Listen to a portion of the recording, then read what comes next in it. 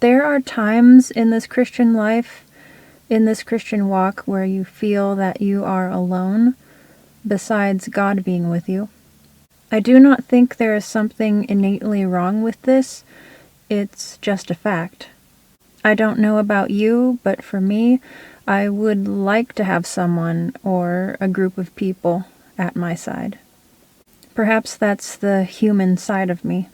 It's just not always going to be that way as I follow the Lord. I must accept this. This is something I have been learning more about. There are places for only you and God, for only God and each of His people individually. Places nobody else can really share in or walk in with you. They may have been in those places themselves with God at some point in their life, but it's not something they can really do with another as they're going through it. There are times for solo walks and places with God. Are God's people willing to go to these places with Him? I believe God wants His people dependent and reliant and obedient to Him, even if nobody else is with them. Like I said, this is something I have been learning more about.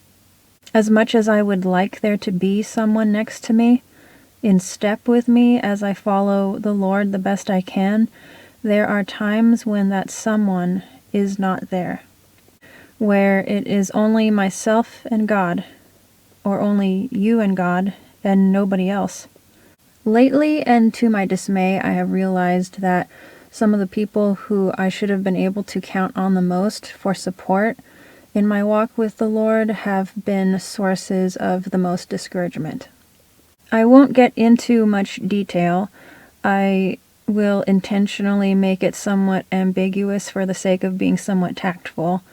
But in the past months, there have been things I felt pressed by the Lord to do.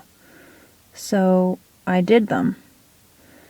Of course, it was not easy, but I did not let that become too much of a factor in the matter because I wanted to do what was right. You would not imagine the resistance I encountered as I pursued what I believed the Lord wanted me to do. I really should not be surprised, but somehow I am, mainly because of the sources of the resistance. It was from fellow Christians. I would expect resistance from my flesh, from the world, from the devil, but I did not expect such resistance to come from fellow Christians in my life. As I pursued over a period of months what I felt the Lord wanted me to do, I felt very alone. Someone close to me was telling me to just give it up. It will make no difference anyway. Don't even answer their texts anymore. Even an associate of this someone close to me thought it wise to inject their opinion in a situation they did not understand, saying to just find another church and don't get any more involved. I was getting discouragement from within the ranks. Despite all of that, I pushed through. I knew what I was supposed to do. One thing I learned is as you follow the Lord, it is helpful to have some grit. Once or twice with this person close to me, because I was done enduring their discouragement against what I believed the Lord wanted me to do, I had really had enough. I told them, if you and your associate don't have the balls to do what I'm doing, at least don't discourage me. That really bothered me. You know, if someone themselves can't or won't do something, the least they can do is not tear down someone who is willing and able to do it. Also, talk about a hit to faith. To hear a Christian very close to me tell me that my obedience to the Lord would make no difference anyway was a major attempt to tear down my faith. I had to disagree. I do not believe any act of obedience to God falls under the category of it making no difference anyway. Obedience to God is not in vain. I was going on faith, and I am still believing that what was done will make a difference. I will not accept their words of it will make no difference anyway.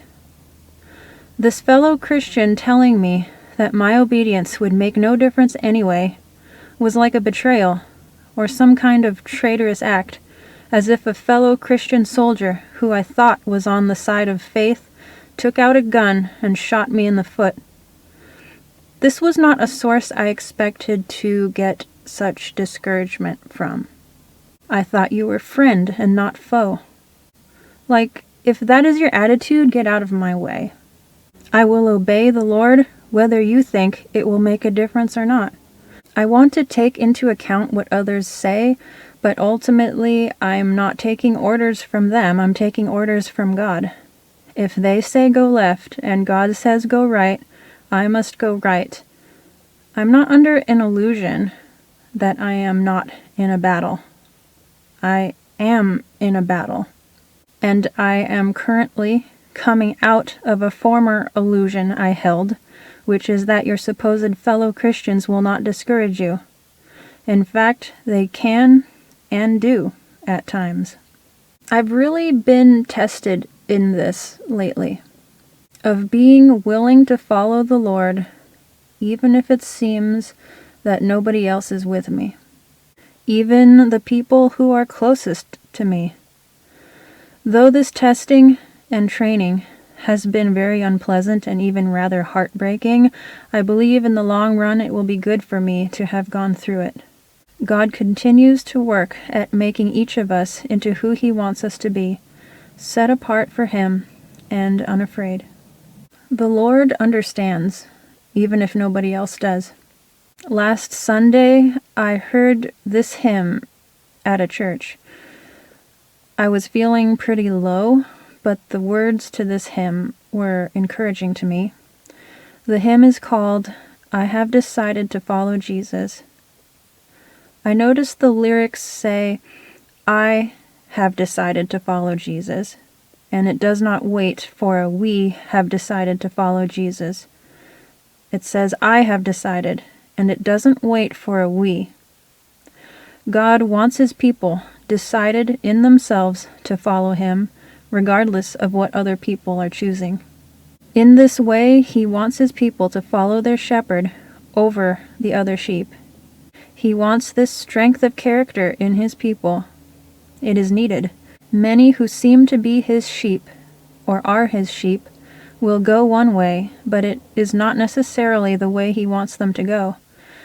God wants His people to look to Him and follow Him above looking to and following the other sheep, and He wants them to be willing to follow Him, even if this means they are in the minority or alone, even if they are the only one.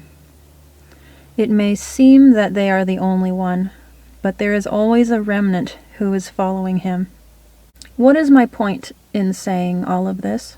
My point to you is, if you feel alone, but with God, I want to encourage you to push through and do what God is telling you to do. If nobody else is encouraging you, I want to be one person who is. Go on with God wherever He is leading you. If He is with you and you are obeying Him, that is all that really matters.